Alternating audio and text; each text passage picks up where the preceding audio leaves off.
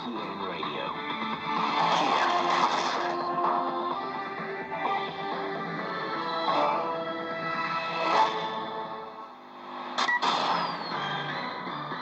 Now the news. I'm Tian Yu.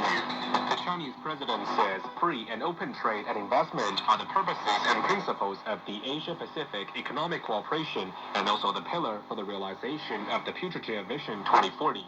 Xi Jinping made the remarks while attending the 29th APEC Economic Leaders Meeting in Bangkok on Saturday. The meeting focused on discussions over sustainable trade and investment. President Xi Jinping has stressed upholding true multilateralism and defending the multilateral trading system.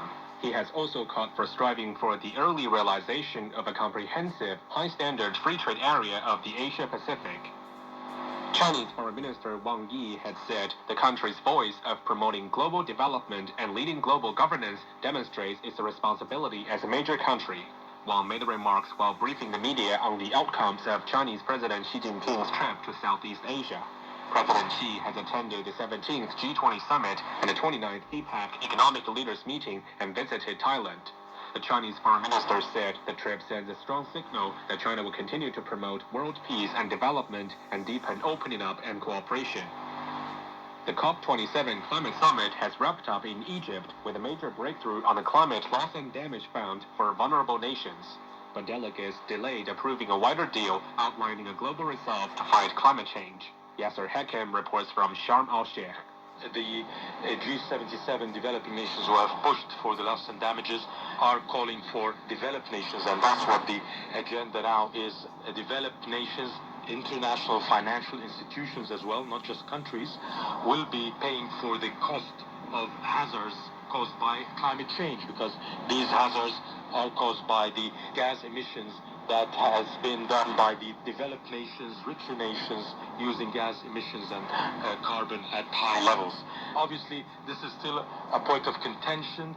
Who will receive? This is also another issue. There are still details there to be discussed in the next few months, but at least it is now an obligatory mechanism that is now in place to create this fund to pay for these damages. The Chinese delegation has welcomed the resumption of formal talks on climate change with the United States. Senior officials from the two countries met during the UN COP27 conference in Sharm el-Sheikh, Egypt. China's special envoy for climate change, Xie Zhenghua, spoke highly of the talks. I think the formal consultations between China and the United States has been very candid, friendly, positive, and very constructive. We have agreed that after this COP, we will continue formal conversations, including face-to-face meetings. Regarding the outcome of the consultation, I can only say that it is very constructive. The resumption of climate talks follows a meeting between Chinese President Xi Jinping and U.S. President Joe Biden at the G20 summit in Indonesia. Turkey says it has carried out airstrikes on Kurdish militant bases in northern Syria and northern Iraq. Ankara claims these bases were used to launch attacks on Turkey. The strikes targeted the bases of the Kurdistan Workers' Party, or PKK, and the Syrian Kurdish YPG militia, which Turkey says is a wing of the PKK. This is Turkey's third incursion into northern Syria against the YPG militia so far. Last weekend, a bomb killed 6 people and injured over 80 on a busy street in Istanbul. No group has claimed the responsibility, but Turkey insists Kurdish militants were to blame. The PKK has denied the accusation. The 2022 Financial Street Forum opens on Monday in Beijing. The annual event has been referred to as the guidepost for China's financial reform. Huang Yue has more. The Financial Street Forum was firstly held in 2012, and now it has been upgraded to a state-level and international industry forum.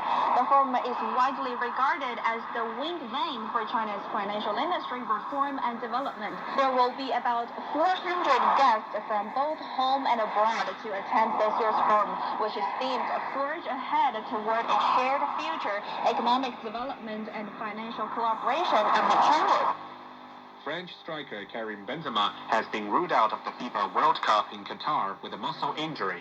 The French Football Federation says Benzema was forced to cut short a training session after feeling pain in the quadriceps of his left thigh. A subsequent medical examination confirmed the injury, which will require 3 weeks to recover. And that's the news. I'm Tian Yu.